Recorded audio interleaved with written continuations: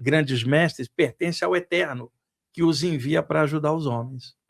É muito interessante a gente tocar nesse ponto, porque até mesmo a gente conversando, né, você explicando, quando a gente observa esses grandes nomes, observamos comportamentos e muitas vezes práticas bem similares, né? O que às vezes é dito milagre pode ser uma técnica iniciática também, né? Sim, porque veja, se você é uma criança e o adulto que tem uma técnica para algo, faz algo, você fala, que para você aquilo é incompreensível. Para o adulto, como ele é adulto, ele está usando algum conhecimento. Esses grandes mestres, para eles, isso não era milagre, isso era o natural deles. O milagre, para nós, é o sobrenatural, porque transcende o que a gente pode fazer no atual estágio que a gente tem de evolução. Então, para eles, nenhum deles achava que fazia milagres. Nós é que dizemos isso. O que eles faziam, o que é natural de um espírito superior, para nós parece sobrenatural. Vamos falar desse livro, então, que tem esses grandes nomes. Inclusive, essa edição aqui, ela é completa, né? Tem as fragmentadas também. Esse aqui é o livro Os Grandes Iniciados, de um francês chamado Eduard Chiré. Essa aqui foi uma edição que circulou muito tempo no Brasil, da editora Gnose. Depois a editora Madras passou a editar o livro, e houve uma época, cada capítulo fala de um mestre. Moisés, Pitágoras, né, Jesus, Krishna, e vai falando. O livro, ele é do final do século XIX, se tornaria um clássico internacional. Orfeu também, se não me engano. Orfeu também, da Velha Grécia. E aí ele trata um mestre por capítulo, ou seja, grandes iniciados da história. E esse livro, houve uma época aqui no Brasil, como era um capítulo para cada mestre, uma editora pegou e fez um fascículo para cada capítulo, aí circulava em fascículos. O fascículo só do Pitágoras, só de Jesus, só de Moisés. O livro é excepcional, é um dos livros clássicos da literatura ocultista de todos os tempos. Agora, uma coisa curiosa, ele não teve só esse livro, eu tenho outros livros dele. Esse cara era muito bom, Eduard Chiré. Agora, o que pouca gente sabe e que ele revela nos outros livros é que ele teve uma grande inspiração, cara. Rudolf Steiner, que o criador da antroposofia, da pedagogia Waldorf, e que na época estava ligado à Sociedade Teosófica. Depois ele se tornaria dissidente, formando a antroposofia. Então ele era um admirador. Num dos livros ele conta o encontro com o Rudolf Steiner, como é que inspirou ele. Então, esse livro é espetacular, fala de grandes mestres numa linguagem bem universal, bem aberta. É um livro assim de cabeceira dentro da literatura ocultista. E ele, agora não me lembro qual é a editora que está mantendo, talvez a Madras ou alguma outra. Essa edição antiga da editora Gnose. Será que tem? Porque eu só consegui ver a fragmentada, se tiver uma edição nova. Não, aqui. A Madras tem uma edição inteira, igual essa daqui. Bacana. Mas as pessoas acham, às vezes, sempre fragmentado. Agora, o livro inteiro é bom, é melhor pegar inteiro. É que o fragmentado é mais baratinho, você vai comprando de um livrão, cara. Lembrando, pessoal, que esses livros aqui, os que tiverem acesso, a gente coloca direto na descrição. Tem essa possibilidade agora de fazer links direto na descrição. Então, os livros que tiver à disposição, de meios confiáveis, a gente vai indicar aqui para que você possa adquirir. Vão ter outras possibilidades, alguns são mais fáceis e outros não. Nós estamos aqui falando sobre o tema iniciação. E existe o estudo que é classificado como estudo esotérico, né? E existe alguma diferença e algum paralelo em iniciação / estudo esotérico? Em grego, quando você fala esotérico, vem da expressão exo, E-S-O. Exo, em grego, para dentro, secreto, guardado. Daí, quando você fala esotérico, significa interno, dentro, não aberto. Se eu trocar um S por um X e falar exo, E-X-O, é o contrário, para fora, aberto, explícito, desvelado. Então, a expressão esotérico era apropriada para tudo que era iniciático na Grécia, porque era dentro, e exo é por dentro do templo. Se a pessoa estava fora, era o profano, por fora do templo, linguagem que é usada na maçonaria, inclusive para quem está fora e não se iniciou, quer dizer, está por fora do templo. Então, outrora, toda essa temática era esotérica. Hoje, com toda a comunicação em aberto, nós estamos numa época exotérica.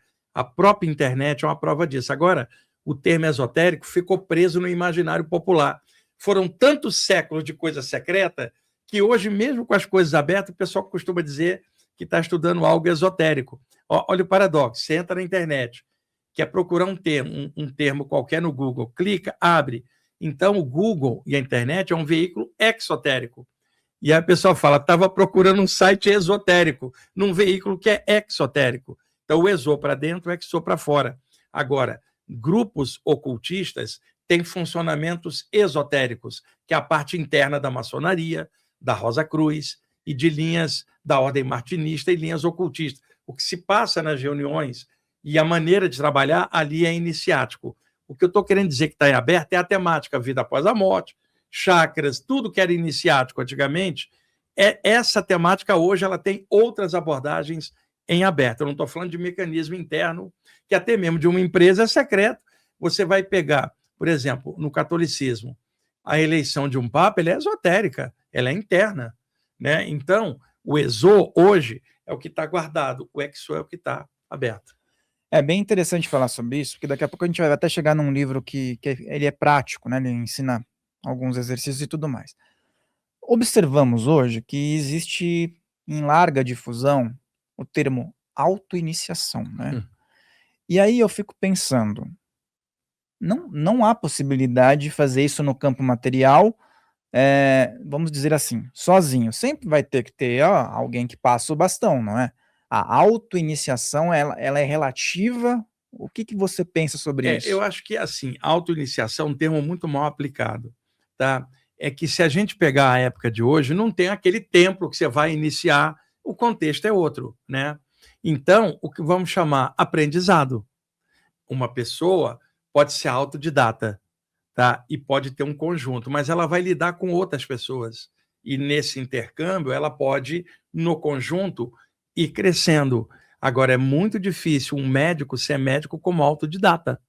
Um professor pode ser autodidata, mas ele vai ter que estudar a maneira de saber como passar a informação. Então, sozinho você não faz nada, embora você possa ter um potencial enorme. E eu não estou dizendo que alguém tem que ir para um grupo. Eu mesmo nunca fui iniciado em nada, só que tem um detalhe, e aí é uma ampliação. Por causa das saídas do corpo, existem iniciações fora do corpo. Você é iniciado por mentores que não estão vestidos uma bata branca morando num templo grego ou embaixo da pirâmide. Eles moram no plano espiritual. Você sai e eles te iniciam, te aprofundam, porque eles viveram aquela época. Eles sabem. E, é claro, não vão pegar qualquer pessoa para iniciar, e sim alguém que vai aprofundar e compartilhar aquilo cá embaixo para melhorar o nível desse estudo. Então, existem iniciações fora do corpo. Agora, também considera outra coisa, reencarnação. Boa parte dos estudantes espirituais fala de reencarnação, mas não considera algo. E se a pessoa já foi iniciada em outra vida? Ela encaixa aqui, ela vem com o potencial daquilo. À medida que ela vai abrindo, ela encontra paralelos e sozinha ela emerge, porque ela já tem a base. Agora, muito difícil pegar alguém sem base alguma e começar do zero e conseguir. Fica muito difícil. É alguém que já tem um preparo anterior, seja de outra vida ou do período entre as vidas que ela trabalhou lá para trazer para cá. Então, não existe ninguém zero bala com tanta vida para trás, então não dá para exigir. Você é iniciado, você não passou pela nossa escola, pode falar, já passei por escolas similares lá atrás, eu não preciso ficar repetindo aqui. E outra, você está preso só na tua escola e o resto da humanidade, né? Como é que faz? Só vocês é que sabem? Então ficou uma espécie de orgulho iniciático, que nenhum iniciado sério tem, esse tipo de orgulho. Isso é radicalismo de grupo. Eu me deparei ao longo da vida com pessoas desse porte que eu estou te falando, que sabiam muito menos do que eu sabia. E eu via a aura delas, elas não viam a minha. Eu tinha saída do corpo, as pessoas não tinham, então eu tinha um acesso. Aí chegava alguém, eu não posso falar isso com você, que é esotérico. Eu falei, que esotérico, caramba, eu já sei disso aqui fora do corpo. Não posso falar porque você não é do nosso grupo. Então fica você, o seu grupo lacrado aí, porque o tema que vocês estudam tem outros grupos de outra forma. Então não dá para fazer como era antigamente. Então existe toda uma estrutura hermética, toda estrutura espiritual tem uma egrégora, e toda egrégora, que é um campo coletivo, tem guardiões. Então, para aprofundar essa temática, você vai ter autorização, permissão de mentores que permitam o teu progresso ali. Porque se eles acharem que você não é justo, você vai ser embarreirado karmicamente de alguma forma. Então, é possível aprofundar em aberto, como hoje tantos estão fazendo, mas já tem uma bagagem iniciática lá de trás, senão não teria como fazer isso hoje. Os estudos fora do corpo, eles são realmente fantásticos e você descreve isso de uma forma muito interessante e consegue trazer para o plano material, que é o mais legal, né? Muitas vezes as pessoas não conseguem trazer a profundidade para o plano material. É difícil, né? E outra, eu posso trazer de uma próxima vez um autor espanhol chamado Vicente Beltrán Anglada. Eu tenho vários livros dele. Num dos livros, chamado Mi Experiências Espirituais, ele conta que ele queria entrar num grupo de teosofia, se eu não me engano, era Barcelona ou Madrid, não me lembro qual cidade da Espanha. E ele pediu entrada nesse grupo. Esse grupo, por incrível que pareça, era um grupo que misturava teosofia com ocultismo. E era um grupo de pessoas mais velhas, ele bem jovem, com todo o potencial. E ele pediu. E aí, vamos ver.